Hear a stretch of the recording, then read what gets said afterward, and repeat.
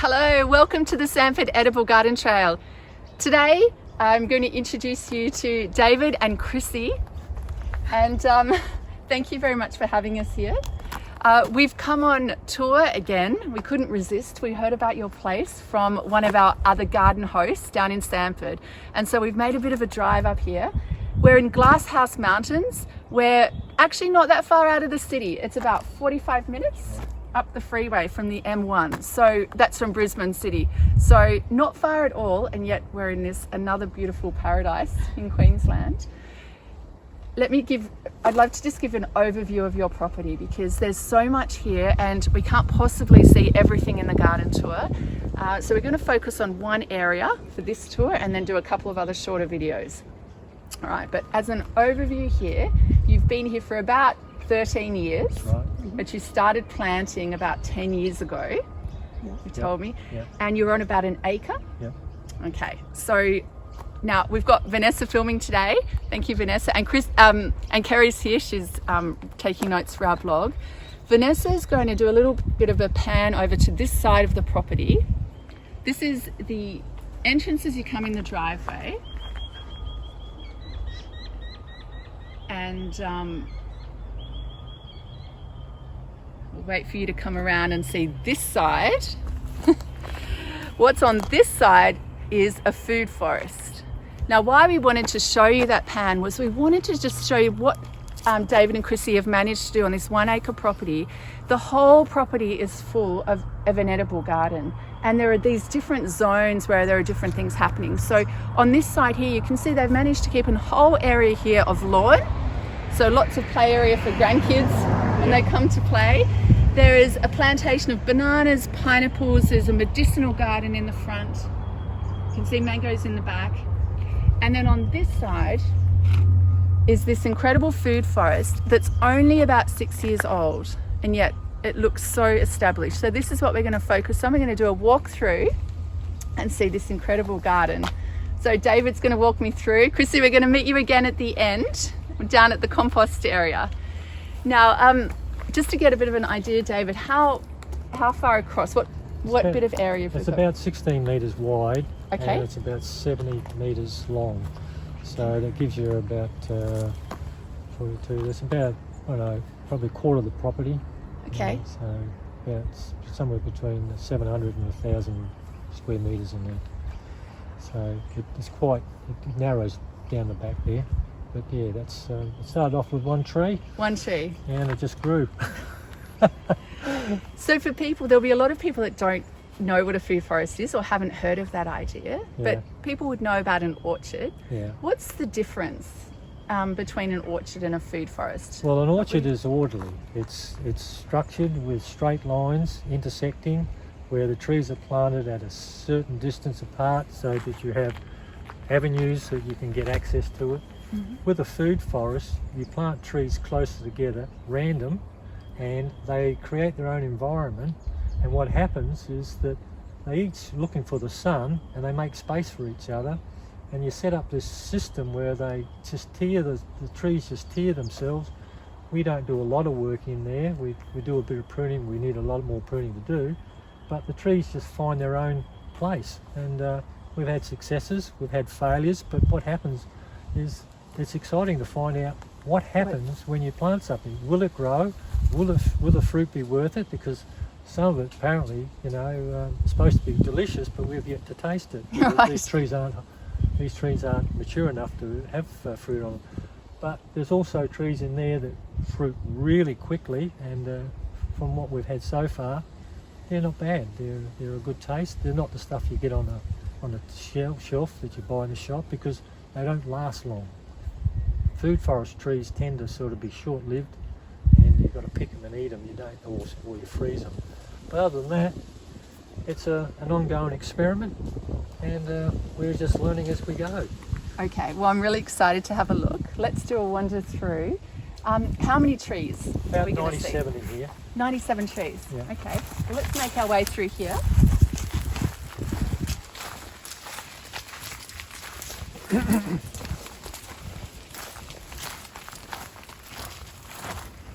This is a good spot to stop. Can you tell me a bit about what trees are here? You've got some citrus here. Yeah. And what else is in this area? Well, this one's a Eureka lemon. That one's a Maya lemon. The tree over there is a tropical pear. That's a pecan over there. There is a couple of bush tucker trees with aniseed myrtle, and there's a couple of plums over there. The nectarine. There's a grapefruit there. There's abiyu and canistel trees in here. A peanut tree over there, and that Peruvian brown apple over there. And there's a fig over there we haven't had much success with, but hopefully we'll get something off it. This is a star apple tree. We've yet to get fruit off it. And this one over here is a star fruit tree. There's locusts, there's mulberry, there's oranges. There's a bit of everything in here. So that's one of the key things, right, with this food forest. We're just standing in one spot and you've just named, I think, about 20 different trees. Yeah. So you've been able to plant in with this sort of a system. Did you have an original plan, or you just No, we started just with one tree? Plant a tree and see what happens. And then you see. And Chris is the visionary, and yeah, she just comes up with the oh, well, we'll plant a tree here and see what happens. And see what happens. Yeah, and then all the pathways, and make it a place of discovery. Yeah. So let's, Vanessa, I'd love if you could capture this. One of the things that looks so beautiful here is exactly that. We've got pathways here. So we'll let Vanessa get some shots here. You can see this goes the whole way through the food forest. Now you've lined all these pathways with timber. Yep. And is this from your property? Yeah, we used to have a stand of cypress pines over there, and they died, so I cut them all down and chopped them all up, made bits and pieces out of them, and all the other different trees that I've cut. There's an ice cream bean tree over here that I've used bits and pieces. We used to have an ice cream bean tree. We used palm trees. I've just used the trunks of them, and just put down like forest plastic yep. down there, and then put mulch on the top just to suppress the weeds. Okay. And make it pleasant to walk on. Do you have much of a problem with weeds here? Yes, we've got the nutgrass, which is the bane of our life. Okay. Yeah. And so nutgrass on the pathway was a problem. So yeah, well, no, it grows all over the place, and it's very vigorous once it takes off. We've got a load of cow manure in here, and not knowing much, and when we first got it, it was in the nutgrass, was in the cow manure, okay. And it's taken over the place. So now we're containing it with control measures, by doing this sort of thing, suppressing the weed with plastic on the bottom. Okay, so that's just in the pathways, obviously. You've got plastic, and then you've got the forest mulch that you've applied over the top. It's overlaid, double layer plastic. We used to have carpet, but the nutgrass would come up through the carpet, and now we find that the plastic does a better job. Does a better job. Yeah. Well, I mean, a garden is,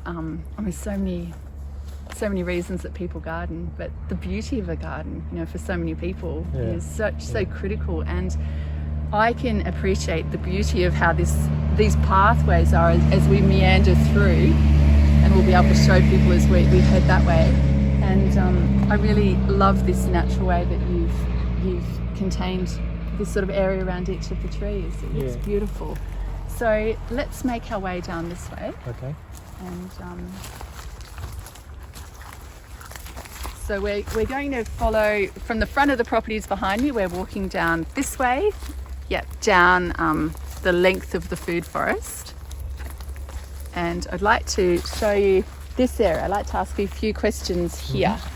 So, Vanessa, do you want to take so people can see what's going on in this one garden bed? I mean, I call it a garden bed, but it's really just the forest floor. Yeah. So one of the things is about, in a food forest, as different to an orchard, it's about the understory. Yeah, layers. Layers. Yeah, layers. Like I just stuck a couple of pineapples in there, but they're not going to go too well because the shade's got on them. Okay. We used to have pineapples through all this area while it was growing, and every area that's now been overtaken by the trees, the pineapples no longer stay there. We finish with them, and it's just a matter of planting different little shrubs in there. The nasturtiums are just self-seed. The I think that's dogbane over there. That's just self-seeing. We just leave it as ground cover, and hopefully that deters the weeds. There's a couple of locusts coming up, one over there, one over here, and it's just a matter of just letting things evolve. Just letting them grow naturally. Yeah, I don't even know how we got the palms in there, but they're in there. So yeah, and then just let it go. It's just part of nature. Yeah. Letting us find its own home. So it's really about trying to mimic that natural process in nature, but using edible plants. Yeah, and try to make it as less amount of work as possible. Yeah. Initially, a lot of hard work, a lot of groundwork preparing it, but now it's starting to look after itself. Wonderful. About 8 years, and I think you've got a food forest that will set up its own ecosystem, and you won't have to worry about it. Yes. Just got to maintain it. Yeah. So you're 6 years into that 8 years. So in 2 years' time, you'll be able to just come out and drink a cup of tea and nothing else. No, it won't happen that because Chris loves plants. So we'll start another project. Okay, let's keep making our way through here. And actually, maybe would you like to turn around, Vanessa? Maybe you could walk. You could show people so they can see what we're walking through, and we'll meet you down the other end. This way? Let's walk all the way down till we find those passion fruit. Oh yeah, actually, we do have something I want to show you. We'll come back here. Sorry. Kerry's just reminded me.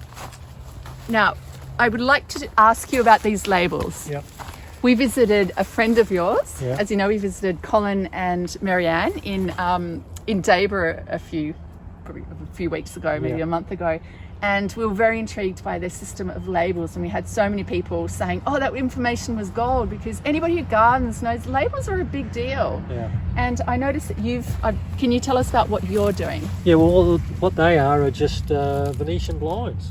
They're just PVC Venetian blinds, and we've just recycled them, cut them up. We have some on sticks. That was our first attempt. Now I make them so they're shaped with a sharp point on them, and just stick them straight in the ground. Straight in the ground. Yeah, and then most mark them with a paint pen. The paint pen. Yeah. Yeah, that was something that Colin said as well. Not the permanent marker, it needed to be a paint pen. Yeah, paint and then pen, you've got this permanent record. Yep. Yeah, well, because we've got so many trees in here, we've just found that we just can't remember everything. But as soon as you see it, Yeah, absolutely. Yeah. I'm doing that all the time. I think that I'll remember it. I'll put something in and then I'm a goner. I come back the next time and I can't remember. Yeah. But this is so beautiful. We'll let Vanessa go just so people can appreciate. You've created this garden that is so lovely to just wander through. I'm guessing that you and Chrissy do that. You just wander through here. A lot of the time we're working in here, but most of the time we just sit down and appreciate what we've got. I said it's just nature's just provided us with a wonderful opportunity to enjoy what it can really do when you give it a chance to do its own thing. Yeah. So we've got passion fruits here. Now, are these? It looks like you've got them just growing through the trees. Yeah. So Chris there's just planted one over there, and it's just taken over. I see it. Yeah, just down there. So she just planted one. Okay. So there's no particular trellis for it. You just let the trees do it. There's heaps. And so the vines are another key part of a food forest that's different from an orchard. Yeah. You've got understory, you've got sort of shrubs, and it's all about the different layers. Yeah, and also too, it's random growth. Okay. No order about it, but it seems to have order. Yeah. Well, you've actually achieved that nice balance because it does have order here. It's beautiful to walk through. It's so shaded. You've got these pathways that meander, and yet you've got this wildness about it. I think you've achieved a real balance. Yeah, well, between the two of you and. Yeah, it's been part of an ongoing thing, and it's like I said, we're learning as we go. Yeah. It's the motto of all gardeners, I think. Yeah. If you wait till you know everything, you would never put anything in the ground, would you? Yeah. Well, let's make our way down this way, and we'll find our way back out. These beautiful nasturtiums are all just self-seeded. Indian ginseng. So you've got, I noticed you've got a lot of medicinal plants around and bush tucker plants. Yeah. So have you just tried to get a lot of different variety? And yeah, I think because Chris has got an insatiable appetite for different things, she's an amazing researcher. She'll research a plant and then we'll find it, hopefully. And try to find it. I don't know what all of them do, but they're all medicinal, and hopefully we never get to use them. Yeah.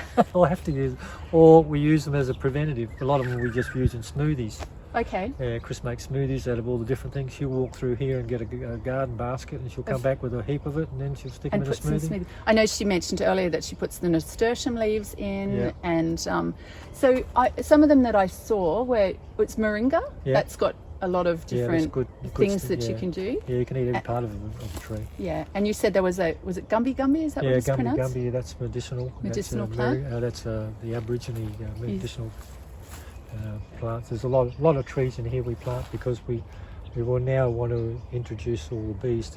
We've got a beehive and we want to make sure they stay here. Yeah. And they don't go very far. Yeah, and lots of pineapples. Yeah.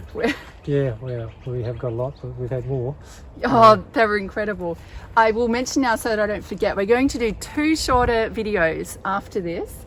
One of them is on a solar-powered dehydrator that David has made, and which is extraordinary. I can't wait to show you that. And one of the things that you said you did is you dry a lot of the pineapples and the grandkids eat them. So look out for that. Once this finishes, look out for that video. And the other one is on a biochar system that you've made. A furnace. It's Biotar Furnace. Okay, so we can't fit it all into this one, but we're going to do 2 shorter ones. So let's make our way here. And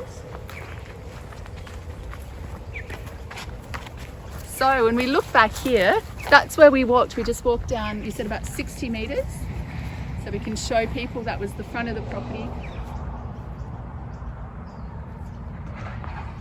And so it's interesting then if people have got a little stretch of part of their land, it's easy to set something up like this, and it's absolutely pleasurable to walk through, and yet it's functional, edible, and it meets all of those criteria for a garden. And I feel like it's so tricky because we come to these properties, David, and there's so much to see, and I want to be able to show everybody, but the best we can do is just we might just do a little pan around here, and you can see that we're facing the back of the property here, and there are more edible food here. We've also got some vegetable gardens, and I'll take some photos later. We won't go there now, but where I'm pointing over to that side of the house there, Christine's designed, and I believe, David, you've built some incredible circular, sort of a mandala style vegetable gardens that are near the house. So that's sort of your intensive area of the garden.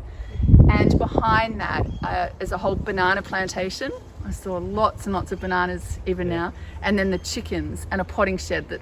So we'll take some photos and I think make a little bit of a collage so you can see that. But I thought let's make our way down here. So we'll try to finish here in this incredible compost area. Okay. So this is still part of the food forest here. Yeah. This is the buzzing tree at the moment. It's absolutely buzzing with bees. Yeah. We need more trees like that. Yeah. Oh, it's good because I'm wearing my bee shirt too. There you go. There you go, I must have known. Yep. So Vanessa, we're not going to focus on now. This is the little taster, so you can go and look out for the next video. This is the Biotar Furnace. Yep. Okay, so we're going to see all about that in a moment. But let's come and have a look here. Now, for people who love compost, and there are many of us out there that love compost, look at this setup. We've got, can you talk us through this system? Because it's beautifully laid out, and I can see that there's a purpose here. You've got different things doing, everything's got a purpose. So please indulge me by... Well, what we did, because I scrounge, I utilise and use everything I can find. So I've just made these out of stuff that I've accumulated over time. And so let's have a look, because just I think that's an art in itself, and there are a lot of people who love to do that, find things and reuse them. So they look great. Yep, and there's just that lets the air get in. Mm-hmm. And we can also see how it's breaking down too over, because we throw everything goes in there, and chicken manure, and then put that on top, and then when that drops down, I'll wait till this breaks down enough, then I sieve it, and then what's left over that one, I put in the next one, and then sieve that, and then keep going and recycle. And we have a stage where this was the last one over here. That was the last one we've just started to fill up. So we know 1, 2, 3, 4, 5, 6, 7, 8. Know now when we start, we'll start down on number 1 and we'll Okay. sieve that one and do that, and then we'll just work our way through it. Okay, so you're not turning these at all? No, I these haven't got time. No, I'm with you. I'm not into turning compost either. Yeah, So when you say that you're sieving it, yeah. what do you mean by that? So you're taking, so you go with your number 1 and then Yeah. you're going to sieve it? Yeah, well, I just take it out with a fork, I stick it on a bed. Yep. I stick it on a bed over a wheelbarrow, and I just put it on it, and then I just rub my hand over it. All the compost falls to the bottom, all the top that doesn't go through gets put in back into the next compost bin, and Okay. work our way through it. And what are you using as a sieve? I use this thing around here.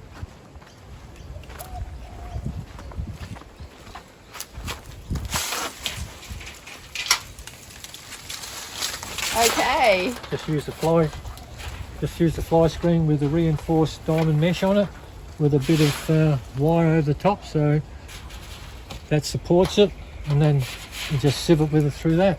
I love it. So it's a bit more reusing. Yeah, just use up whatever I can find, and yeah, this is the original bit of wire I put on there. This has been for years. Okay. I think the secret is to put it away when you're finished with it, let it go dry, and you preserve all the mesh. And then once it's sieved, you've got an area that you put it, and then you basically access that Yeah. whenever you need it. Yeah. And I know earlier, Chrissy's disappeared on us, but she was telling me earlier that this is all the manure that you're getting from local people. But you don't put that into your compost bins no. because of the weeds. Because of the weeds, that was a bane of our lives, having manure around the gardens with getting nutgrass. Now we age it, Okay. and then we take it out and mix it with the compost and add all the additives to it, and then put that on the garden, or make the garden beds out of whatever. Yeah, right. So you're mixing it. Once you've sieved it, that's when you're mixing it with the aged manure. No, we usually just store it until we're ready to use it. It'll stay under cupboard over there, Okay. and doesn't deteriorate. So you can pick it up and grab it by your hand. It's still holding its moisture content, and it's all good. And then go from there.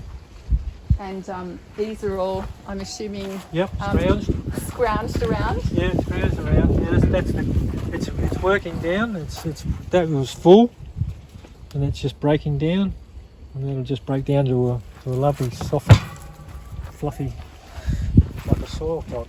And you just add a little bit of water every now and again? Every now and then, yeah. Make sure it's not too dry? Yeah, we just add a bit of water. It'll keep happy.